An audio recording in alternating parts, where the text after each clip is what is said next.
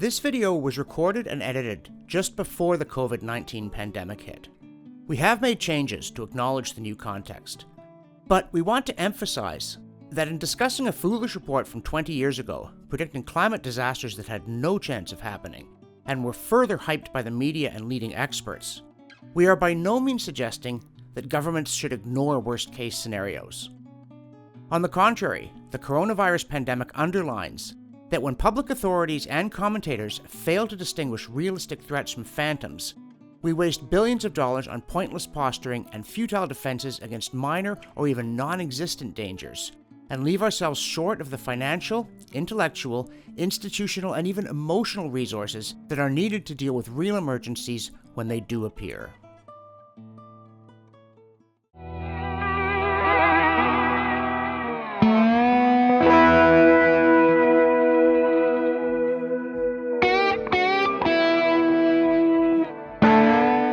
Governments around the world spent the past year or so declaring a climate emergency. But the world outside looked pretty much the same as it always had, until the COVID-19 pandemic hit and showed us what a real crisis looks like. So where's the climate emergency? Well, it's coming, they say. The experts have computer models that say we only have 10 years until the climate crisis hits, so we have to act now. But they've been saying things like this for decades. If their models were accurate, we should have seen the predictions come true by now. For the Climate Discussion Nexus, I'm John Robson, and this is a crystal ball check on the Pentagon Climate Report.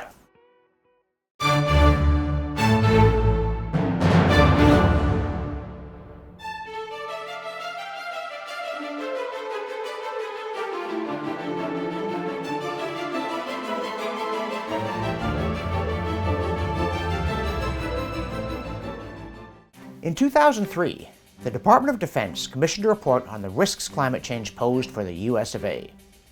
Entitled An Abrupt Climate Change Scenario and Its Implications for United States National Security, it was submitted to the Pentagon in October 2003 at a time when then-President George W. Bush was the focus of international criticism for his apparent indifference to the global warming issue in general and the Kyoto Protocol in particular. The contents of the report were kept quiet until early 2004, but then two British publications, The Guardian newspaper and its Sunday sister The Observer, blew the lid off its supposedly explosive findings. Pentagon tells Bush, "Climate change will destroy us," the headline screamed. The article hinted darkly at a conspiracy to suppress the report and its deadly findings. Climate change over the next 20 years could result in a global catastrophe, costing millions of lives in wars and natural disasters. A lot of top climate scientists hailed the report as proof that a crisis was coming, and the White House needed to act.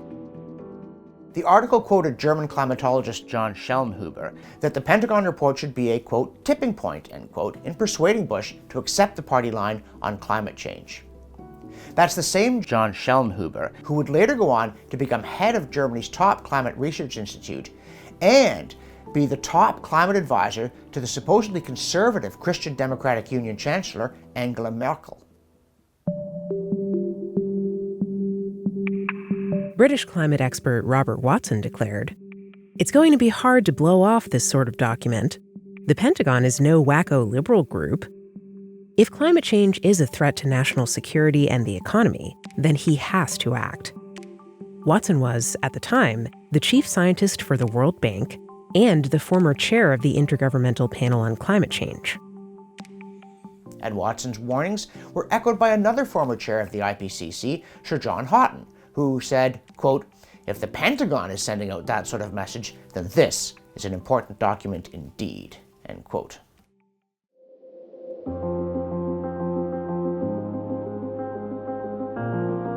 The Guardian quoted a former senior Environmental Protection Agency official who said the report was yet another example of why this government should stop burying its head in the sand on this issue. And a high-ranking congressional policy advisor added, "This adds a powerful new voice to the global warming debate in Congress." Wow. With all these top scientists and influential people behind it, it must have been a pretty impressive report. But remember, It was written back in 2003, and most of its predictions were for things that would happen by 2020 unless the US and others took drastic actions they have obviously not taken. So, let's check how good the author's crystal ball turned out to be.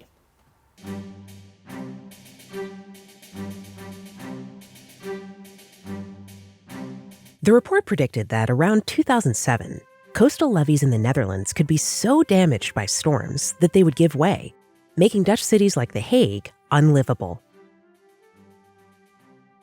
As you know, and the Dutch certainly know it, it didn't happen. The Hague still exists, and people still live there. In fact, in 2019, there was a big climate change and security conference there, which took place on dry land, I believe.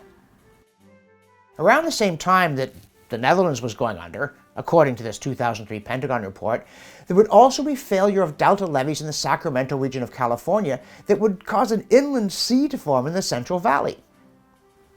We checked some local webcams and there's no sign of an inland sea covering the California Central Valley, which also probably would have made your local paper if it had happened. Here's another prediction from the report. Starting in 2010, ocean circulation patterns would break down, wiping out the Gulf Stream and causing European temperatures to plunge about 3 degrees in 10 years. By 2020, according to the report, Europe's climate would be like Siberia's. Wrong again. And the rest of the report is just as loopy. It predicted that Europe would experience a drought for the entire decade, from 2010 to 2020, as would China and East Africa. But no such drought occurred. It said that starting around 2016, the US and Europe would enter into open conflict over fishing rights. Nope. No fish war. At the same time, border skirmishes were supposed to start among European countries over dwindling food and water. Another mighty swing and a miss. In fact, 3, and you're out. Because not only were there no skirmishes, there was no dwindling food, no dwindling water. And it gets worse. The report said the European Union would nearly collapse by 2025 as 10% of the population fled for North Africa and Israel. Of course, the opposite happened. The EU found itself under considerable stress from a huge wave of migrants coming in from North Africa and the Middle East. Now, the authors did caution that they weren't 100% sure all these things would happen. They even said their scenario is, quote, not the most likely, end quote, but is, quote, plausible, end quote.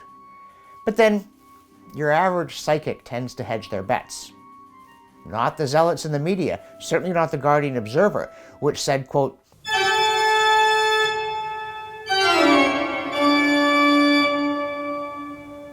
the document predicts that abrupt climate change could bring the planet to the edge of anarchy as countries develop a nuclear threat to defend and secure dwindling food, water, and energy supplies.